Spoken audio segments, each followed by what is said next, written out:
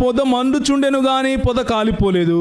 అప్పుడు మోషే ఆ పొద ఎలా కాలిపోలేదో నేను ఆ తట్టుకు వెళ్ళి చూసేదని, గొప్ప వింత చూసేదను అనుకున్నాడు. దాన్ని చూడటానికి అతడు ఆ తట్టుకు రాగానే ఆ తట్టుకు వస్తున్నాడని ఎవరు చూశారు? యెహోవా చూచిన. ప్రత్యక్షమైంది ఎవరు? ప్రత్యక్షమైంది ఎవరండి?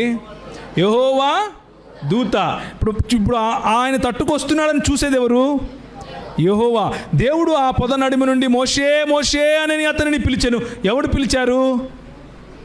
ఎవరు పిలిచారు? ఆ పొద నడుమ నుండి ఎవరు పిలిచారు? దేవుడు అని రాసిందా లేదా? యెహోవా దూత అంటారేంటి? అక్కడ దేవుడు అని రాసిందా లేదా? దేవుడు పిలిచాడు.